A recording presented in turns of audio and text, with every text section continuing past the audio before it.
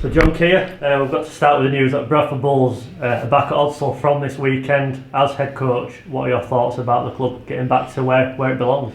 Well, I'm absolutely delighted. I mean, when there was the first announcement on the Tuesday following that, they were queuing for the tickets, and there was a vibrancy and a buzz about the place.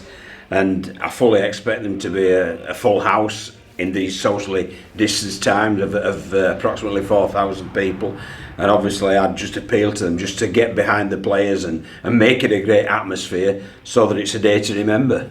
How will it feel for you, game aside as an occasion, how will it feel for you stepping out of that tunnel again, seeing the Bradford fans back? You saw the 300 who were chanting your name down at London, yeah. But this is going to be 4,000 in red, amber and black. Yeah, it'd be fantastic, it really. I mean, the 300 stalwarts who travelled down to London, they made a difference, there's no doubt about that. The players remarked about it, how it lifted them, and I just asked the 4,000 who are coming to do something similar. Enjoy the day, but get behind the players, lift them when they're tired, when they're looking fatigued, when they're on their own goal line defending. Just lift them and rev them up so that we can come away with a great performance and hopefully a win. So it's slightly different Odsal to usual, in the pitch is going to be a little bit smaller than we would like. What are your thoughts on that? Obviously it's not ideal, but you'll prepare for it just as you would anything else. Yeah, it's narrower than before, so and there's a reason for that, and it won't always be like that. But we've got to, make do and mend with what we've got,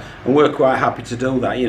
It's the same for us as it is for the York City Knights, and we'll go out there, we'll prepare to play on a pitch that side, as I'm sure James Ford and his York team are doing, and it'll come down to who's the best rugby league team as to who can handle the pitch the best.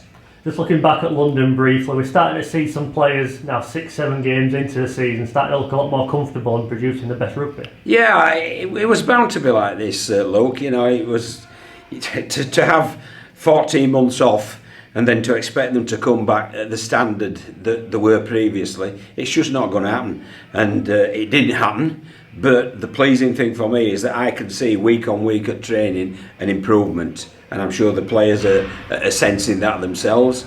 They're understanding each other as well a lot better, and I think that's why you saw such a good display down in London. But again, we've got a top team coming to Odsal this week in the York City Knights. They've spent big, they've bought some very good players, and we'll have to really be on our A game in order to come away with anything. There's been some classics against York over the last few years at Odsal itself. What threats will this current York side pose? Well, I think any team that's got Ryan Atkins on one side and Ben Jones-Bishop on the other side is going to cause a threat. You've got Dixon as well, who's absolutely lightning with his pace.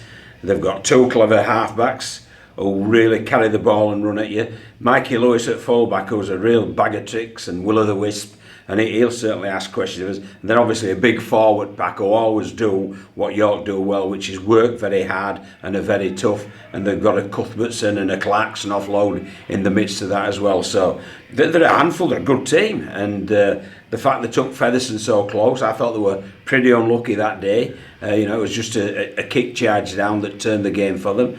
And then obviously the last two games they've won, and they've won well against Widnes and obviously against Oldham. So we know what they'll provide, and they're a very good rugby league team. But I think we're a pretty good rugby league team as well. So I think it'll be an epic. It's another game against another direct rival for a playoff spot, which is where we're aiming for as well. So it's another real massive 4-pointer, even so early on. It is, yeah. Any game. But regardless of the league positions, Luke, any game against York, it's been a great rivalry, I think, that's developed over the past couple of 3 years. And any game against York's a tough game, and we're relishing it. And I know that York City Knights, they'll have had this penciled in. They'll have had a red circle around the Bradford Bulls, so we know they'll be coming here ready to play. How are the boys shaping up? There were a couple of early withdrawals on Sunday. How are they all shaping up ahead of this weekend? Yeah, they've come through okay.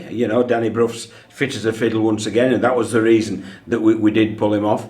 Ben Evans, he's had a light week in order to recover from his ankle injury. But there again, we have brought recruits in order to stiffen us up, and in order to create more competition for places, and we certainly feel that will do. And just finally looking at Sunday, how important is it to get that balance of harnessing the emotion around the occasion but not letting the emotion get in the way of what essentially is, it's a must-win game. Yeah, it is a must-win game, but it's a must-win game. Every game's a must-win game. But I think we've got to enjoy actually having fans there.